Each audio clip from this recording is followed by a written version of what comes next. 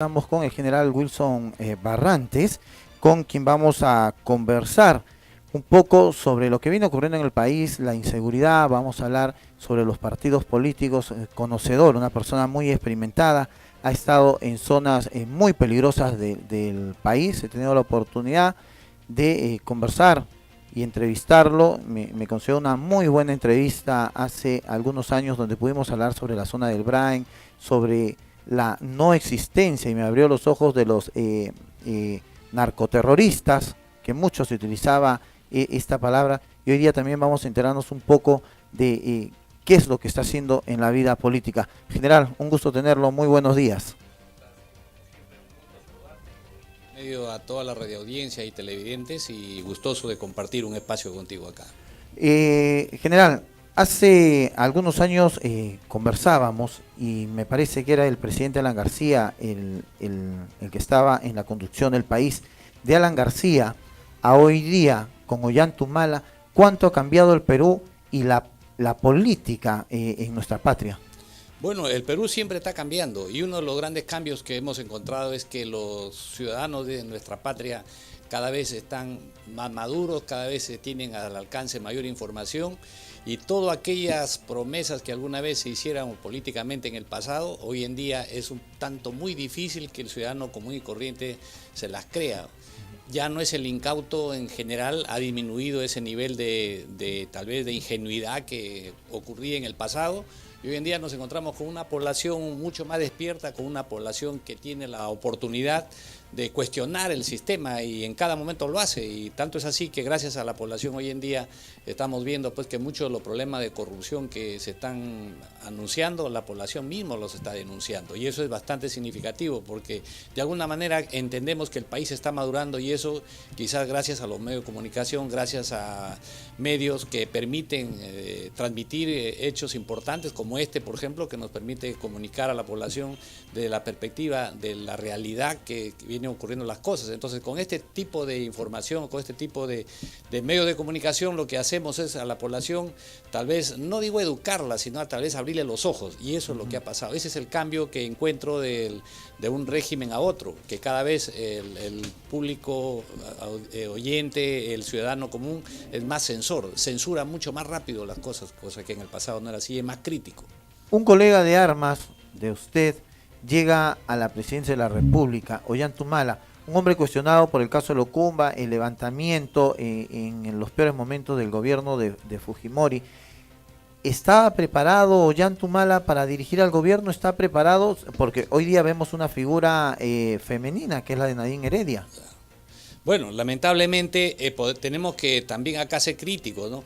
Y este mensaje que vaya a todos los partidos políticos. O sea, no podemos estar en manos de aventureros, ni podemos dejarnos seducir, por ejemplo, por aquella sonrisa bonita o por aquel, digamos, gesto, entre comillas, patriótico. No, hay que ser mucho más crítico, hay que escudriñar, hay que meterse hacia el fondo del tema para lograr desarmar al candidato, porque mire, resulta que en el tiempo nos hemos dado cuenta pues que el candidato al que la gente cifró sus expectativas, lo rodearon entre comillas, o se dejó rodear, pero al final los caviares lo rodearon, y todo ese grupo de gente que ha estado alrededor del presidente de la República, pues prácticamente son los que han gobernado. Mucho se habla que la esposa, que es una manga de ladrones, como dice Mulder, y en fin, bueno, es todo eso lo que a nosotros críticamente nos hace decir de que lamentablemente el presidente no estaba preparado, y eso tenemos que decirlo así porque estamos viendo los resultados, y tanto así que los indicadores macroeconómicos no son los más auspiciosos. A un gobierno se le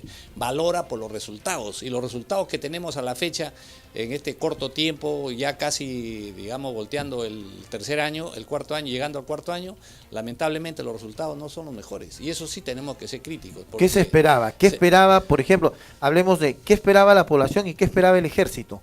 Bueno, en dos aspectos. El ejército esperaba, por ejemplo, una cosa muy significativa, que era lo que había prometido este señor. Había dicho que iba a mejorar el sistema pensionario de la Fuerza Armada, cosa que eso fue una estafa, porque justamente con este señor Castilla lo único que hicieron fue traicionar esas expectativas que cifró la Fuerza Armada en todo su conjunto, y la Policía Nacional también, tanto así que mayoritariamente muchos le sirvieron de campaña para efectos de dimensionar su figura, y entonces con la expectativa, y más él ha prometido, ahí en YouTube hay varios videos que él habla y dice, señores, yo les prometo esto, prometo el otro, y todo eso, falsa promesa, ¿no? Por otro lado, la Fuerza Armada también esperaba una situación de mejoras en el equipamiento del militar. Nosotros estamos enfrentando un proceso en La Haya y por otro lado tenemos todavía un tema pendiente con Chile y lo seguiremos teniendo, creo que eso no se va a acabar. Es nuestro eterno enemigo.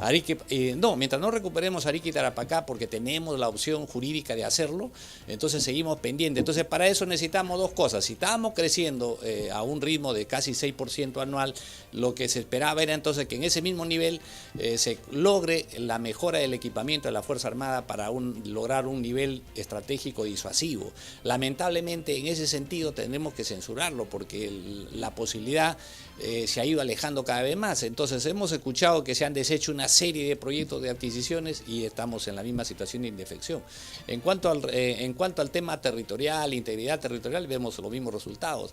En cuanto al tema del narcotráfico, seguimos siendo el primer país exportador de clorhidrato de cocaína. Tenemos picos que suben, mejoran, pero al fin y al cabo los resultados nos dicen lo contrario. A nivel mundial seguimos siendo el país con mayores indicadores de crecimiento en cuanto a la elaboración de clorhidrato de cocaína y al número de hectáreas de hoja cultivable de coca. Si bien es cierto, ha disminuido, pero por otro lado también se han abierto nuevos escenarios, como estamos el trapecio amazónico en la zona de Leticia, hemos visto que habría un nuevo BRAE.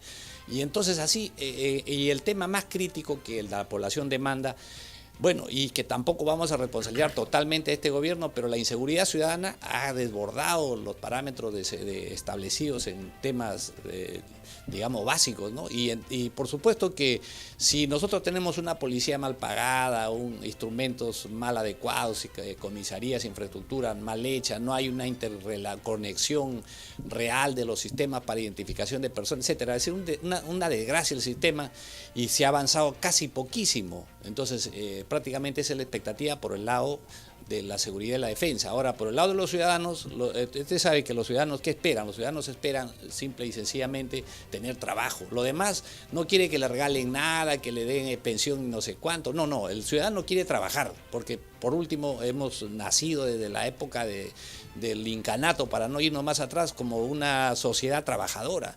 Nos hemos formado en el trabajo y somos personas de bien en ese sentido. Y ahí están las pruebas al canto. Cuando hay oportunidad de trabajo, el ciudadano se pone las pilas y comienza a trabajar. Y eso es lo que en este momento no podemos decirlo, porque ha disminuido.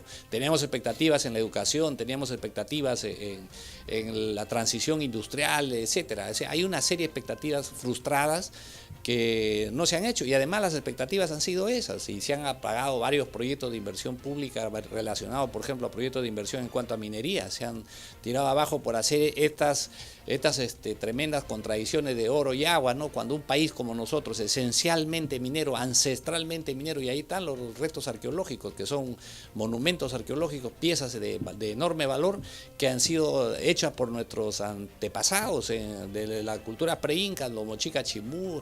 Todo este tipo de trabajos en minería vienen desde el pasado. Entonces nosotros somos un país esencialmente minero y no entiendo cómo puede establecerse ese tipo de contradicciones de que oro y agua, y obviamente se le engaña a las personas, ¿no? Porque si nosotros ahondamos que una minería limpia es positiva, pero sin embargo el nivel de informalidad de los mineros ha crecido, porque ahora estamos hablando ya cerca de 500.000 mineros dedicados a la minería. Porque es el gobierno que los está empujando a esto. Los empuja porque si le pone, como bien dice Hernández Soto, a quien creo yo, porque además he estudiado este tema, estamos hablando que cerca de 2 años, más de 80 pasos que tiene que dar el pobre, digo pobre porque al final económicamente puede tener dinero, pero le ponen tantas objeciones para lograr formalizarse, que lamentablemente solamente, de acuerdo a lo dicho por el propio ministerio, el MINAN, solamente el Ministerio del Ambiente, solamente hay 5 de los 300 y tantos mil mineros que han presentado su voluntad de formalizarse. Entonces, ¿de qué estamos hablando? De un Estado que cada vez ha caído más, y con todo este tema de la denuncia que nosotros hemos escuchado en estos días, una tremenda corrupción, etcétera. Entonces, de una u otra manera, esto agarra a todo ese grupo que de una u otra manera, digamos, encerró al presidente, y lamentablemente usted sabe que siempre el jefe es responsable. Así que el presidente, por más que diga, no, yo no lo he robado, como dice el padre de Isaac Humala, don Isaac Humala dice, mi hijo no ha robado. Oiga, pero si la corrupción está a la vista, o sea, igualito diría Fujimori, pues Fujimori dice, yo no he robado. Y entonces en ese tema entramos a un problema muy serio. General, tenemos una llamada. Buenos días. Aló, buenos días. ¿Cómo está usted, señor? Sí, ¿con quién tengo el gusto, por favor? Con el señor Juan Cruzado. Ya, el general lo escucha. Mire, yo podría hacer una pregunta al general Barrantes por su intermedio, porque hoy en día, si bien es cierto, los políticos han quedado un poco desplazados porque no veo una participación de los políticos. Pero sin embargo, se está viendo hoy en día nosotros como ciudadanos y como electores, prácticamente esta clase política hoy en día prácticamente ha sido desplazada.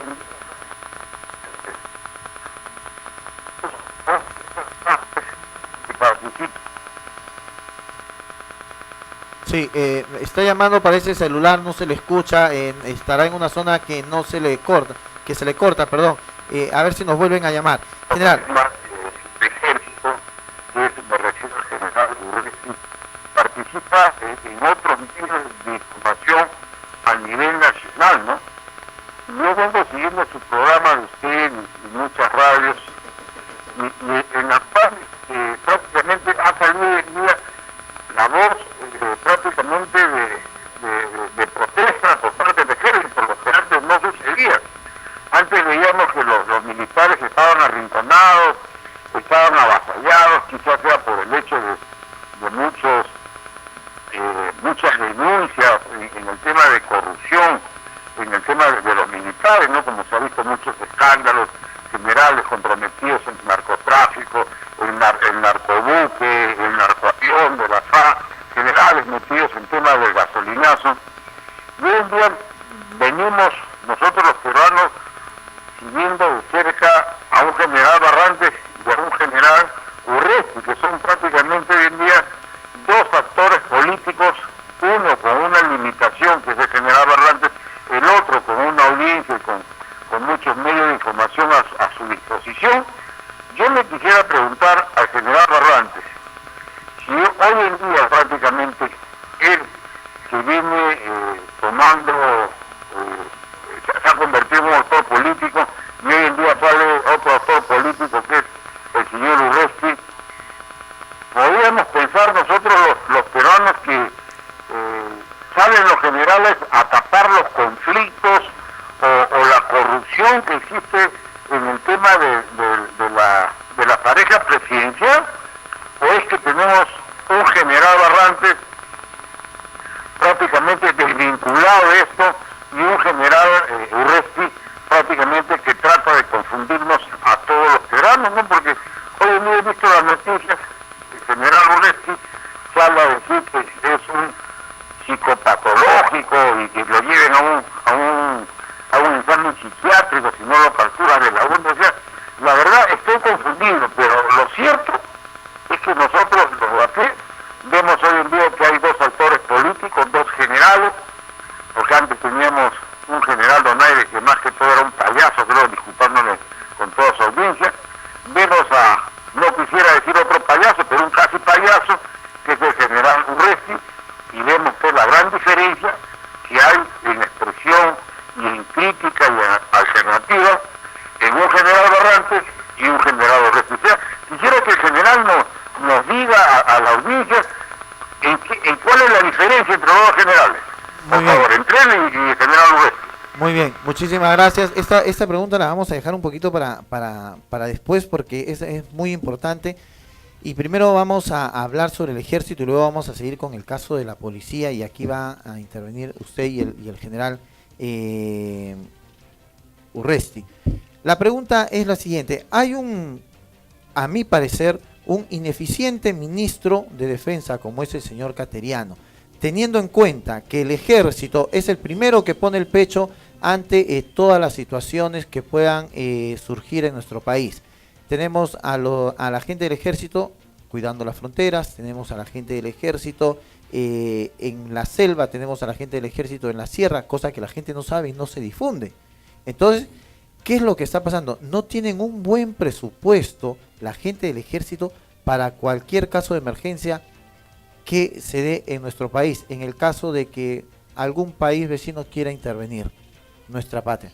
No cuentan ustedes con un buen equipo, con un buen material de defensa, tienen tanques obsoletos que fueron comprados en la época de Velasco, que los regaló el gobierno ruso. Hoy día Corea está dando helicópteros de segunda. Entonces, ¿por qué los peruanos, por qué la gente del ejército que está bajo la defensa de nuestra patria tiene que aceptar cosas de segunda y nunca tener un armamento y una logística de primera, teniendo pues dinero como para poderlos abastecer? Bueno, mire, lo que ocurre, hay que también decirlo claramente, ¿no? O sea, nosotros acá en el Perú hay un antimilitarismo y lamentablemente la gente, por ese antimilitarismo, un poco que abandona la estrategia del Estado peruano, en este caso, en cuanto a la defensa. Y lamentablemente hemos visto pues que el señor Cateriano representa los intereses de ¿quién? Obviamente del señor Vargas Llosa. Y Vargas Llosa aparentemente es el garante de, entre comillas, no sé quién le ha dado ese título, pero garante de este señor Ollanta Humala. Y lamentablemente en ese concepto le han hecho ver al presidente de que si Vargas Llosa, digamos, no lo avalara, él nunca más sería presidente. Y esa es toda esta media de comunicación que está al servicio de estos caviares, le hicieron creer eso al presidente y el presidente creyó. Por eso es que mantiene a un ministro que desconoce pues el quehacer militar, ¿no? Tanto así que él cree que manteniendo una buena relación solamente con la Marina, fíjese usted, ahí eso hay que criticarlo. Le han comprado un buque escuela a la Marina para que haga su deporte de navegación, ¿ya? Porque no era tan necesario para la defensa y la seguridad del Estado peruano. Sin embargo, le ha comprado un buque de cerca de 250 millones, le ha comprado un buque logístico que bien es cierto se va a necesitar, pero gastos que prioritariamente para la seguridad y defensa no están bien enfocados. O sea, si nosotros no tenemos lo principal, el primer instrumento de la seguridad y la defensa, lamentablemente, para el mal de muchos, es tener una fuerza aérea estratégica. Y en ese sentido, se ha avanzado poco. Y el segundo nivel es mantener una fuerza terrestre lo suficientemente fuerte que sea capaz de, en cualquier momento, poner el pecho. Porque a través de la historia, no han puesto el pecho los barcos, los aviones, muy secundariamente, han puesto el pecho finalmente el hombre. El hombre de a pie es el que está ahí. Y en ese sentido tenemos que criticar, no tenemos resultados concretos en esa materia. Y eso porque, como digo, el antimilitarismo con que viene este señor Vargas Llosa, y no nos olvidemos que él fue el artífice para que en ese militarismo la inseguridad crezca, porque fue el hombre muy cercano a Toledo, cercano a una serie de personajes vinculados a los llamados caviares que prácticamente dejaron al Estado peruano en un estado de indefección. Entonces, por ese lado, la expectativa que tenemos lamentablemente es muy lejana y lo peor es que no se castiga realmente al ejército, se castiga al Estado peruano. Porque un Estado peruano que no tiene la capacidad de negociar teniendo un respaldo de la fuerza, lo vemos nosotros ahora. Por ejemplo, en cuanto al triángulo terrestre, hemos visto al presidente acaso enviar, señor, este es mi territorio, vaya al ejército y ocúpelo. ¿Por qué no lo hace? ¿Sabe por qué? Porque le falta, disculpe usted, le falta hormonas. Y eso es lo que realmente nosotros tenemos que decir. ¿Y por qué le falta hormonas? ¿O por qué siente que le falta hormonas? Porque no tiene el respaldo, pues. ¿Y por qué los presidentes de Chile, cada vez que se ponen malcriados, lo hacen? ¿Por qué? Porque tienen sus fuerzas armadas estratégicamente bien dotadas. Chile en los últimos 10 años, sin hablar hacia atrás, se ha venido armando y es el mejor equipado de la región de América Latina y podemos decir de Centroamérica. O sea, y él está a la par de poder solamente, como dicen, tirarnos un misil teledirigido y borrarse media parte de Lima. Y sin embargo nosotros seguimos hablando de Velasco, seguimos hablando de que estamos bien armados cuando tenemos unos tanques que ni siquiera los sacan a dar una vuelta porque ya no prenden, no tenemos helicópteros en el ejército. Entonces esto es realmente preocupante. Quiere decir que a nadie le interesa, uno, la seguridad de la patria y dos, a nadie le interesa pues cómo estén armados los que llaman a los cachaquitos, los mandamos a la guerra y que sean carne de cañón y se acabó. Y se acabó. Mire, por ejemplo, acá tenemos que decir, Chile a lo largo del año 90 a la fecha se estima, según fuentes bien informadas, que deben estar sobre los 25.000 millones de dólares en inversión. cosa que el Perú ridículamente no ha hecho eso. El Perú no llega ni al 1%, creo, de esa inversión. Entonces nos estamos dando cuenta pues que estamos, castigándonos innecesariamente. Segundo, cuando hemos visto nosotros, para que todos los peruanos que nos están viendo y nos están escuchando, cuando vimos el resultado de La Haya, se nos vendió eufóricamente que hemos ganado. Yo les digo, compatriotas, no hemos ganado nada. Hemos perdido la oportunidad, le hemos dejado sin mar a Tacna. Aquellos que conocemos los distritos de Sama, toda esa zona, lo hemos dejado sin mar. Entonces, ¿de qué ganancia estamos hablando? No teníamos derecho a perder el mar. Además, a nosotros siempre nos llamó la atención, por ejemplo, en la memoria o en la demanda que presentamos ante la Corte Internacional de Justicia de La Haya, nos llamó la atención que no hayamos invocado, por ejemplo, la resolución 1514 de Naciones Unidas, que dice en su artículo 6 que cuando el territorio es separado de la integridad territorial, inmediatamente uno debe reiniciar sus acciones. Entonces, con este argumento jurídico, a partir del año 60, de la resolución de Naciones Unidas del año 60, han aparecido nuevos países y con esta resolución justamente se ha devuelto un puerto a China, y por supuesto que está pendiente a la devolución de las Malvinas y está pendiente a la devolución de Gibraltar. Entonces este es el tercer punto en el mundo que es motivo de digamos, reclamo. Y fíjese, nos llama la atención que ninguno, ni los miembros de la Cancillería, ni los miembros de los partidos políticos hayan puesto en agenda este tema. En el sentido siguiente, hayan dicho, bueno, vamos a preparar una demanda ante el Comité de Descolonización de Naciones Unidas para efectos de poder reclamar este territorio y por someterlo a un reclamo. Eso es ante este comité, ante esta sección que parte de las Naciones Unidas, uno tiene todo el derecho de hacerlo. ¿Y por qué creemos entonces que Chile, si no tuviera ninguna preocupación, anda preocupado con nosotros? Porque sabe, en su fuero interno y en su condición de analistas de inteligencia, saben que eso lo vamos a reclamar mañana y pasado. Además nos están escuchando, porque acá en Lima nos escuchan, nos monitorean, nos siguen. Particularmente yo les puedo decir que cada vez que hablo sobre este tema, estos señores se ponen la alerta en rojo, y les mando un mensaje acá a todos esos políticos chilenos: lo vamos a recuperar. Fíjese, en 5 o 10 años lo podemos recuperar, y por una sencilla razón, porque tenemos la capacidad económica. Porque fíjese usted, nosotros tenemos un Producto Bruto Interno que hemos superado a Chile. Tenemos reservas internacionales que están sobre los 70.000 millones de dólares, cosa que Chile está en la mitad, 25.000 a 28.000 millones de dólares. Tenemos una deuda externa que es inferior en 3 veces a la de Chile, que es 90.000 millones de dólares. Entonces, en forma macro, les podríamos decir que estamos mejor. Y nuestra proyección de que aquí al 2021 tengamos dupliquemos nuestra Producto Bruto Interno y tengamos más capacidad económica, es mayúscula. La proyección del Perú como destino de crecimiento es mayúscula en el mundo. Y no lo decimos nosotros, lo dicen los analistas del Economist y otros más. Entonces eso los asusta y les preocupa. Y esto depende de quién, el que tengamos un real ejército, una real fuerza armada acorde a lo que se nos pueda venir. Depende de Argentina que no está bien económicamente y todo, o sea, le ha puesto el macho ¿cómo se llama? A Chile le ha puesto el macho y ha reclamado las Malvinas. Claro. O sea, ellos han dicho tierra o muerte. Claro, es que es así. Mire, lo que pasa es que cuando hay dignidad, entonces acá tenemos un aspecto ideológico. Por eso, en la década del 80 y del 90, nosotros estábamos digamos, cubiertos de una ideología marxista, leninista, maoísta. Llegamos tarde porque el maoísmo había muerto el año 76 en China, y acá todavía seguíamos hablando de maoísmo. Pero esa ideología nos hizo daño, creó un sentimiento antimilitar muy alimentado por todos estos grupúsculos que han aparecido a través de la historia, y siempre nos han criticado, peor aún cuando Velasco ingresa a la escena nacional y da su golpe militar, y la reforma militar fue el brazo político estratégico que golpeó prácticamente a estos movimientos subversivos. Entonces nosotros nos damos cuenta que los militares sí han hecho algo, como en este caso, que vamos a analizar lo positivo.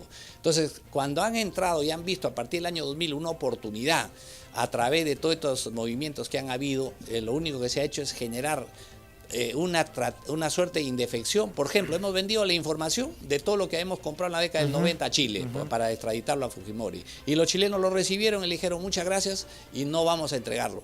Ya, por ese motivo. Entonces, por la corrupción en materia de la compra de armas.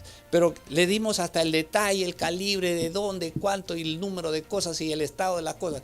Es posible que peruanos traicionen, si la Constitución dice que está penado entregar secretos al enemigo, y sin embargo acá lo hemos hecho autoridades del gobierno de este hijo de patria de Toledo que hizo todo esto. Entonces, ¿qué podemos hacer? Ahí tenemos un hombre que tenemos que fusilarlo mañana más adelante porque ha traicionado al Perú. Y de otro lado, tenemos que los sucesivos gobiernos que han rodeado, se han dado cuenta que ideológicamente no podían llegar al gobierno. O sea, me refiero a toda la ideología marxista-leninista, maoísta. ¿Y qué ha pasado? La nutrida ideología gramsciana, que es un marxismo evolucionado, de Gramsci, que es el precursor de este tema, han logrado ahora y son los reconocidos, vamos a decir, marxistas de café, son los guerrilleros de café que se reúnen en los grandes cafés y esos son los que hablan de izquierda con la mano izquierda y cobran con la mano derecha. Esos son los caviares, los que están, digamos, llenos de ONG y son los que se han llenado de plata en los 3 gobiernos, en mayor medida en este y en el de Toledo. Hoy más porque hay más dinero. Estamos hablando de 130.000 millones de soles de presupuesto. Imagínense, hace 20 años estábamos a las justas en 30.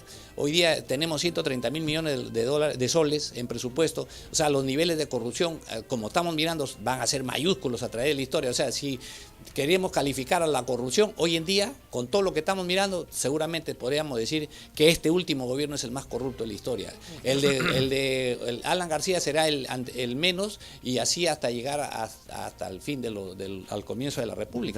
Porque así está, digamos, por los niveles de crecimiento económico que estamos evidenciando, ¿no? General, ¿por qué hemos dejado que se institucionalice la corrupción en nuestra patria? ¿Qué ha pasado? ¿Qué hemos perdido? Bueno, acá tenemos que también reconocer que nosotros cuando nacimos como república nacimos mal, nacimos corruptamente, porque realmente no nos olvidemos que cuando se arma la guerra de la independencia, lamentablemente la gente que combatió era la gente indígena en esa época, gente desinformada, malinformada, y no sabían qué cosa buscaban. Este Perú estaba habitado por los criollos y por la gente que provenía de los españoles. Y entonces cuando comenzaron a repartirse, le dejaron a cada uno con su porción de territorio, bueno, pues hagan lo que les dé la gana. Y así nacimos como república, y lamentablemente a partir de ese momento la corrupción ha anidado. ¿Y qué es lo que ha pasado? Digamos, para entendernos un poco más, nosotros tenemos una ubicación privilegiada en el continente.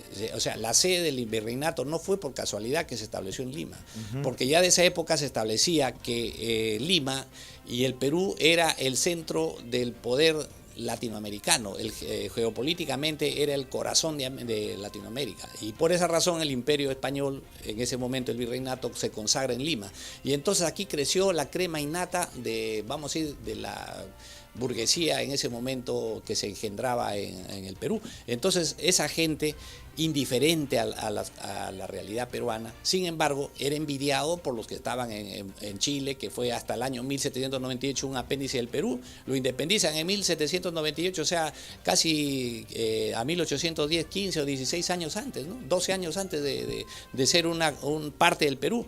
Entonces nunca fue un estado independiente como lo ha sido el Perú. Entonces siempre generó envidia porque sabía que en Chiolé estaba la cárcel del virreinato del Perú, ahí se enviaba todos los malcriados, los bandidos, los traviesos estaban en Chiolé, ahí en el sur de Chile, ¿no? Entonces, disculpe que lo corte, tenemos una llamada. Buenos días.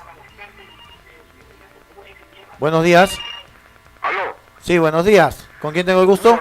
Escuchando su programa del general Barrantes. El general Barrantes dice que en el gobierno de Toledo prácticamente se vendió información al gobierno chileno, se dio las características del Parlamento. Yo tengo entendido que en ese entonces el ministro de Defensa, no sé si seguirá siendo era el general Rengifo. Creo que tenía un parentesco, un acercamiento con el general Barrantes.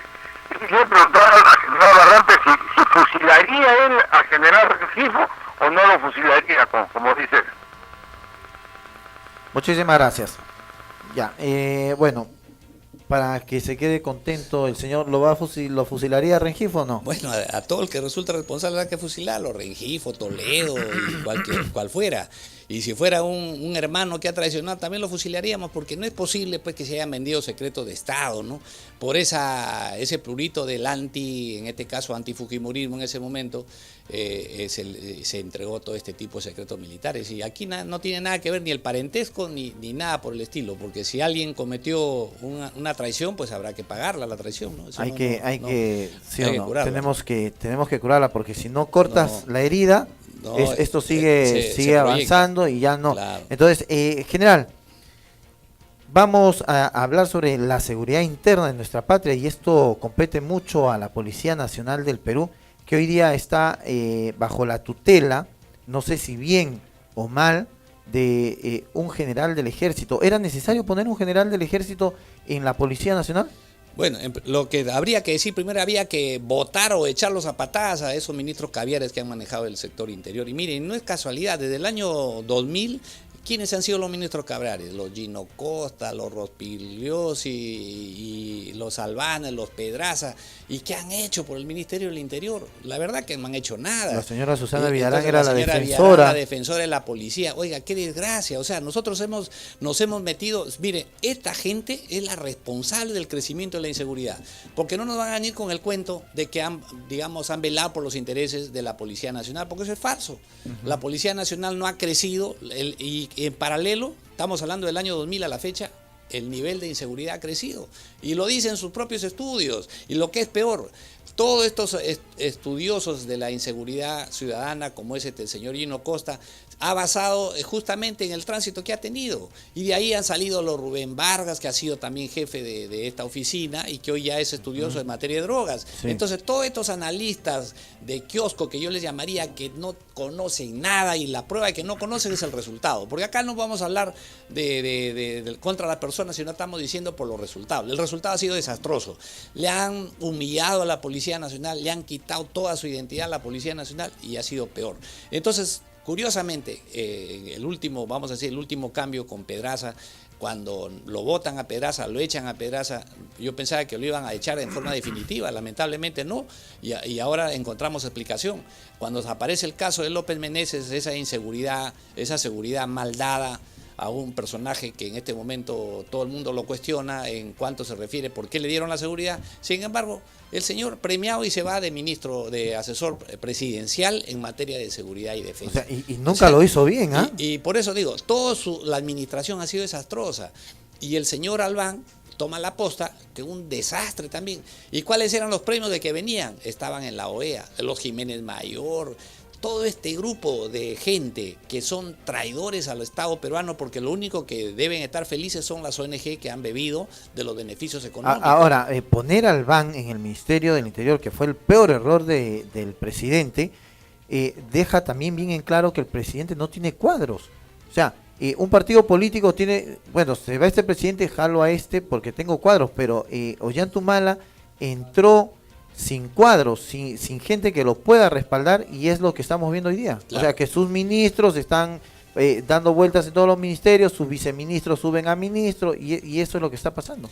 Claro, lo que ha ocurrido es que le han hecho creer a Ollanta, Moisés, sus malatazos, le han hecho creer de que los caviares son la solución del problema. Y la esposa seguramente le han hecho creer también que ella era la predestinada para imitar al tema de los Kirchner, porque eso a todas luces se ha visto. En sus 2 primeros años se dedicaron a alimentar la figura de la esposa. Y obviamente, ¿quiénes lo alimentaban? Los medios afines, el Pasquín Diario 16, el otro Pasquín La Primera, eran los que lo alimentaban. Estos periodicuchos que han dedicado a ensalzar la figura, a castigar a los otros, todo aquel que se oponía defendían a la Villarán. Mire la desastrosa gestión de la señora Villarán. Entonces todo ese grupúsculo se generó, fíjese, y el acto peor que yo critico y la verdad reniego cuando me comienzo a acordar estos temas, en el centro médico del ejército, que está frente al Pentagonito, que es una instalación militar, que en el día enarbola el pabellón nacional, que es la orden del Estado peruano en todas las instalaciones militares. En la parte alta, en el tercer piso, estaba la propaganda de la señora Villarán para la alcaldía de Lima. Susana Vierán sí se atreve y daba frente a las instalaciones del Pentagonito. Díganme ustedes, eso no es una estupidez al más sumo grado y es un acto de traición, inclusive es ilegal, porque la Constitución dice bien claro, está prohibido la incursión en temas políticos. ¿Y con qué cara los militares pueden decir ahora, cualquiera que está allá adentro, mirar a su jefe y decirle, oye, pero tú me has dicho que no soy político, ¿y por qué tienes dentro de la instalación de este policlínico militar, tienes digamos el banner, o no banner, es una tremenda propaganda de cerca de 30 metros cuadrados? Entonces imagínense ustedes, si eso sucede, ¿por qué? Porque hubo la estupidez de que toda esta camarilla de la Villarán y todo este grupúsculo de caviares eran la solución para el país. Miren, ¿en qué están terminando? Van a terminar zambuidos en la corrupción, en la cloaca, porque esa es la verdad, zambuidos en la cloaca van a terminar todo este grupo. ¿Pero qué ha pasado con Urresti? Bueno, Urresti llega en ese momento para ser el ministro del Interior y en ese momento había cosas que se reclamaban, o sea, era, por ejemplo, el liderazgo y la autoridad. Y yo reconozco que inicialmente él inmediatamente puso el liderazgo y la autoridad. Hasta ahí le ponemos 100. Porque había que echar del Ministerio del Interior a todos estos caviares. Pero después nos hemos dado cuenta que cae en la misma y se convierte en un operador político, en la sonaja del gobierno para distraer de los temas principales, ¿no? Por ejemplo, para sacarnos del tema, el tema deporte, sabiendo que la ciudadanía del Perú, los ciudadanos del Perú somos gente que simpatizamos mucho con el primer deporte del país, que es el fútbol, y se generó toda una sonaja del fútbol, un psicosocial. Entonces, estos psicosociales que se han ido armando progresivamente, después veíamos que llenaban de banderines rojo y blanco, como que Sendero ya estaba tomando la capital.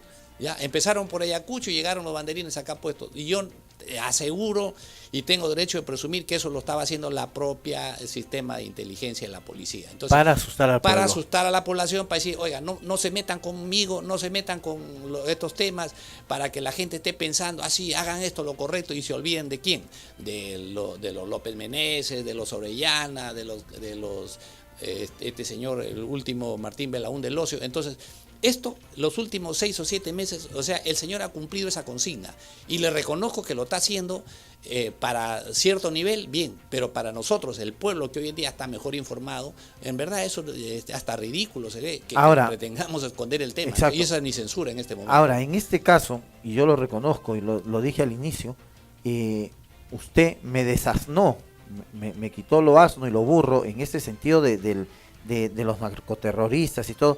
¿Cree que hayan encontrado una agenda de estos camaradas del hermano de Gabriel, de ellos, y que hayan dicho que ya estaban preparando nuevamente el ataque y el rebrote del terrorismo en estas épocas? No, vuelva a desasnarme, por favor, general. Mire, yo la verdad que ya no me indigno, sino me da risa la estupidez, porque la estupidez en su más alta elevación que exista. ¿Por qué? Porque no podría ser posible que nos vendan ese cuento. O sea, en el Perú hay narcotráfico. El narcotráfico está a la vuelta de la esquina, venden droga en todos lados. El narcotráfico está en todas las cuencas cocaleras, 14 cuencas cocaleras enormes que trasvasan a casi todos los departamentos. Han crecido los niveles de exportación de clorhidrato de cocaína y somos reconocidos, no por los peruanos, por Naciones Unidas. Analistas serios dicen lo mismo. Entonces, si eso estamos diciendo y nosotros que estamos analizando el tema y estamos en contacto con los ronderos, estamos en contacto con los comités de autodefensa, sabemos lo que está ocurriendo, ¿cómo nos van a venir a contar de que estamos frente a un proceso ideológico? O que nos quieren decir que estos quite palomino quieren tomar el poder para convertir al Perú en un narcoestado. Por favor, eso no es cierto. Entonces, eso ya lo están haciendo, no ellos, lo están haciendo otros. Entonces, a eso quería yo llegar, a que todos los ciudadanos entiendan de que todo esto es plan H. Por no decirles una lisura, les digo, esto es operación, disculpen la palabra, operación hueveo. Porque con ese tema nos han querido llenar la cabecita de temor y de los cucos que muchos hemos vivido, los peruanos hemos vivido, pero lamentablemente eso no es cierto. Estamos perdiendo el tiempo y las pruebas las estamos dando ahora. ¿Por qué la estamos dando las pruebas ahora? Porque hoy tenemos más nivel de inseguridad, hoy hay más muertos, hay más asesinatos, hay más robos y justamente en este proceso de fiestas patrias van a haber más. ¿Saben por qué? Porque ya no tienen personal y todo lo que nos han hablado de que ya iban a tener 30.000 efectivos, 50.000 efectivos, igualito, nos vienen a engañar. ¿Por qué? Porque no han solucionado el problema de la inseguridad y porque eso que nos dijeron al comienzo no existe. O sea, estamos en un mundo irreal, falsamente creado, y en donde todos estos psicosociales inventados por el gobierno y sus aláteres y todos aquellos que están al costado para beneficio propio, no les ha funcionado. ¿Por qué? Porque habemos gente como nosotros y como muchos medios como ustedes que son los que están dando la alerta y le están diciendo, no, pues señor, no nos vengas a engañar, no te creemos. Claro. Haz algo concreto, y esa es la verdad. Por eso que nos felicitamos, igual los felicito a ustedes, a este medio, que viene, digamos, a decirle a la población, señor, el problema es este. Y sobre esto hay que trabajar, no sobre estas Ahora, hay algo muy preocupante, es de que sale algo malo en el Estado y agarran al esposo de Ita Guerrero, este señor que hicieron todo un show con una cantante de cumbia, agarraron al esposo y dicen, ya lo teníamos hace 2 semanas. Sale otro problema en el gobierno, agarraron a Benedicto Jiménez, ya lo teníamos seguido hace 15 días.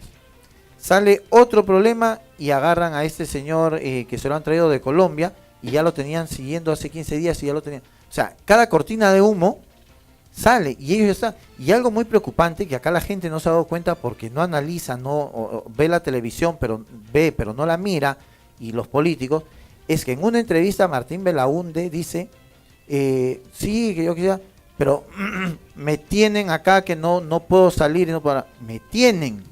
O sea, claro. Muchos hablan de que el Estado lo está protegiendo, claro, pero para su respuesta vámonos un ratito a una pequeña pausa para tomar agua nosotros también y regresamos. Muy bien. Vámonos con la pausa a 11 de la mañana, 58 minutos, y regresamos con el general Barrantes para dar lo último. Sí, continuamos. Continuamos, general. Bueno, mire, a mí me preocupa las declaraciones que hizo el presidente, que no había que comerse la honra a las personas, dicho en otras palabras, pero porque todos tienen derecho a la presunción de inocencia en el caso de Martín Belaúnde Locio. Después salió toda una serie de autoridades para tratar de paliar el tema de que no se forme en la comisión Martín Belaúnde, en fin, todo eso que eran campañas de humo, en fin. Y lo curioso es que ahí nace este video de este señor que él nos hace conocer de que está ahí en un lugar. Han habido enormes esfuerzos. Uno, la renuncia del señor Salas, el procurador. Que renuncia porque mira que el propio ministro de Justicia, el señor Figalo, que es ministro de los caviares, no sé de quién más será, pero yo hasta donde veo el ministro de los caviares, va a hablar con el fiscal y el grupo el grupo de fiscales que tiene que ver con las personas protegidas. Va a ver conversar, pero ¿qué va a conversar el ministro? ¿Para qué? Para darle la condición de un personaje que se arrepiente y a la confesión sincera. Eso no es posible, porque todos los entendidos han dicho que cualquiera que se acoge a la confesión sincera es solamente en ese sentido, y ya no pasa a ser un acusado, sino ya lo dejan como un hombre más, y eso no puede ser posible para un hombre que es la cabeza.